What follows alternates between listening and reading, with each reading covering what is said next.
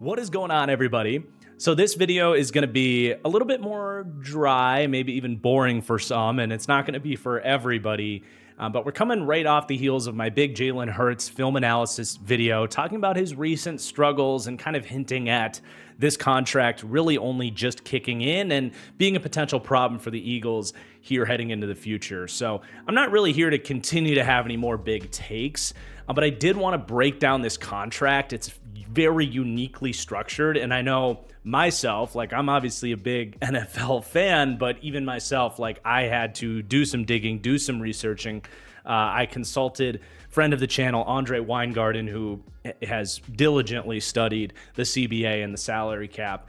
So shout out to Andre for answering a lot of my questions here. But I just wanted to share what I learned about this contract and talk about how this works, and then what sort of flexibility this gives the Eagles, or even a lack of flexibility. But here's the contract, and right out the gate, you can already see it doesn't look much like many contracts you may or may not have seen. You can see down here you have 4 voided years on the bottom of the contract. I'll explain those in a minute. But we are obviously right here in 2024, and this is really only the first year of that contract extension that was actually signed in 2022. This first year here, 2023, was the last year of his rookie deal. So that's why that cap hit was so low, $6 million last year. You can see this year it has climbed to $13 million. Then as you go down year by year, it starts to climb up about $10 million a year, all the way down to the last year of the extension. So that's a little more self-explanatory, right? You know, front-loaded contracts are a tale as old as time. That's not the big surprise of this contract, but it is worth noting that's how this thing is structured. And Jalen is still very cheap this year, just $13 million. And it's going to be harder and harder for the Eagles to work around that cap into future seasons. So that's why you want him to start playing better. But this is where things get very complicated, and where I just didn't really understand this until I started researching it. Spotrac is actually doing a lot of projection with all of this and what the different cap hits are going to look like each season. The Eagles actually have a decent amount of flexibility with how they can distribute this money and ultimately what they can do with Jalen Hurts in the future. And that is because every year you have to go down to these contract notes. You see these option bonuses. This is the really unique thing about this contract. Now, these aren't like team options or player options. These are guaranteed options that have to be exercised. You can see it right there. So by week 1 of next season, the next option bonus, which is $40 million, must be implemented into the Eagles' salary cap. And that's why I say all of this is kind of a projection, or a most likely projection of what's going to happen.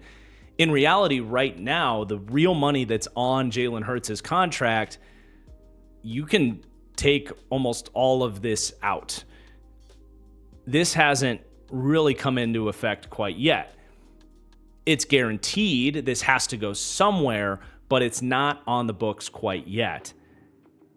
So these void years and this $97 million cap hit you're seeing, there's a whole lot more to it than that. But back to these option years. So the first option bonus kicked in 2024. Like I said, this is the first year really of this contract. And what the Eagles did when this bonus came in by week 1 of 2024 here is they did a 5-year proration of that $38.87 million bonus. And that is the maximum number of years that you can prorate a bonus. Prorating meaning you're splitting it up, in this case dividing this $38 million into 5, and then you can prorate that up to 5 years out. So that is why right now you see the option proration bonus for 2024 is 7.775. And that is also right here, right here, right here, and right here. And at this point in time, other than this $7.7 million that's been split out over the next 5 years, the only other money on the books currently, in reality, are these signing bonuses that would have happened when he signed his deal and his very, very low base salary. But once you prorate a bonus, it is locked in. That is a guaranteed cap hit for that season. There is nothing left you can do about it. So when next year's season begins, 2025, this $40 million bonus will be exercised, right? So that's where this $15 million comes in, right? You have your $7 million carried down from the last year, and then you have what we're assuming is what they'll do again is do a 5-year proration, which will be 40.8 divided by 5, so that's about $8 million. Again, rolled down over the next 1, 2, 3, 4, 5 years. And that is exactly why these void years exist. So let's talk about void years, because I think you can understand 2026, they'll have to do the same, right? 5 years down, 2027, so on and so forth. But the void years are there so that even past the length of the contract, which is 2028, they can continue to get the maximum of prorated years that they are allowed to do, even if they don't have that many years left on the contract. So once you get to, like we saw in 2025 or into 2027, they can prorate it into 2027, into 2028. And that, by the way, is up to a $50 million number. So it's a little bigger than the 8. It's like 9. And then they can go into these void years, right? And void years are really janky. And I'm a little surprised the NFL hasn't kind of banned them at this point. I'm curious if they ever will, or if they view it as something that's good for the game because it allows teams like the Eagles to have these tiny cap hits for a massive contract like this.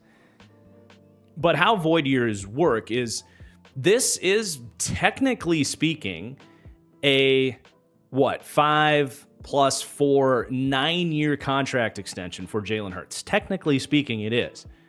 It's actually a 9-year, $255 million contract. However, in the terminology of the deal, which you can see down here, 2029 years, automatically void 23 days before the start of the 2029 league year. So this contract, if left as it is, becomes automatically terminated at the end of the 2028 season. So they're not real years. Jalen Hurts could never, ever play for the Eagles under this contract in these years, but they are contractually there so that they can continue to prorate money into these seasons. So you can almost picture the contract like a tidal wave coming in, and this is the shoreline able to absorb some of the hit. They're able to spread this contract out like this, if you will, so that those cap hits in the first few years and really the duration of when he's on the Eagles aren't as big as they need to be, because the average salary is $51 million, but they don't even come close to hitting that any individual year. But there is significant downside to doing this, right? Once the money goes into this dark abyss here, there's nothing the Eagles can do about it other than pray that the salary cap goes so far up by 2029 that these types of cap hits don't hurt as much. But one more big thing we need to talk about here is this big ol' eyesore $97 million cap hit number right here. And when I talked about the potential atomic bomb waiting at the end of the road for the Eagles, that's kind of what we're talking about. But they're never going to get a $97 million dead cap hit to their team in a year where Jalen's not even under contract, right? What this is saying is, by the rules of the CBA, if this contract reaches its completion, if Jalen Hurts plays all the way through this 2028 season and hits free agency, the contract ends, and this the term here, the 2029 void end date here. By rule, if that time comes, all of the prorated years of this contract that we've talked about, how they're spreading this thing out, they actually all collapse into the very last void year of the deal, the year that is voided. And that's where that $97 million number is. I don't really love how Spotrac is listing it, but by rule, that is what would happen. But then these numbers are all gone in that case. What that is telling you is this is how much total money that they are projected to prorate out into these void years. That's how much of the 255 million they're pushing into the dark abyss, if you will, that they're eventually going to have to deal with one way or another. Now, there's a variety of ways they can avoid that atomic bomb at the end of this thing. Number one is they can actually choose to not do the 5-year proration. If they're in a spot where they feel like they can crank up their cap hit maybe over the next 2 years, or let's say they get to 26, 2027, and they want to take a little bit more, they could choose to do a 3-year proration where these cap hit numbers would go up, but you're not pushing a lot of that extra money into your voided dark abyss. We'll see if that's what they want to do, but that is where they have some flexibility to get this dead number down. Because again, right now, they actually don't have any voided dead money on the books. That will start in 2025, assuming they do a 1, 2, 3, 4, 5-year proration.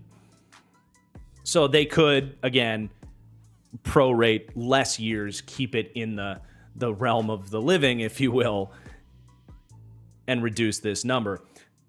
But there are two ways that they can prevent this 2029 void year term to kick in, where all of these years collapse right there into 2029. Because they cannot stomach, right, $97 million of dead cap in one season before they've even paid a quarterback, right?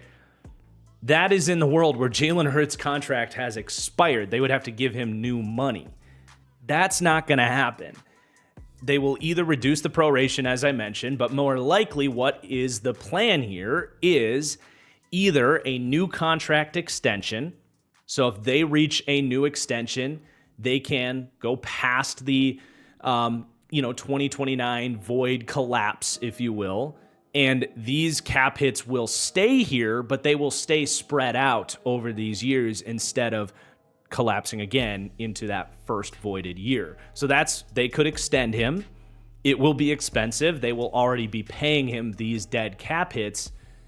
But if they do another similarly structured deal, you're coming in 2029 with $37 million dead cap. But if you structure it similarly with these bonuses, for example, you'd put a $7 million bonus on top of that. You're looking at, about $44 million, which is about what they were paying him last year. So it's something they can do. They're not going to get the advantage of these really cheap years early in the contract, but it's flexible so that they can extend him and stomach it, and those cap hits will just keep steadily going up without really ever having these easy early years. And that's what they're hoping will happen, right? They're hoping at 30 years old, he's getting better, things have settled in, he's developing. But as we talked about in the Jalen Hurts video, it has not been heading in the right direction. He's not playing at the level that they hoped he would have when they looked ahead and gave him this big deal. So the other option, if we get to 2027 specifically, let's say he continues to struggle and they are having second thoughts about giving him an extension. Because again, that is really the only option to avoid this $97 million bomb, is to extend him. Let's say he keeps playing at the level he's playing at right now. The only other way to avoid all of these void years collapsing into this year is to cut him before the 2028 season or trade him, assuming someone would want this contract, which they might, because a lot of these prorated bonuses would be something the Eagles are paying for. So this is the offseason, the year to really keep an eye out for. Now, if Jalen Hurts keeps playing well, they'll reach an extension. It'll be just fine.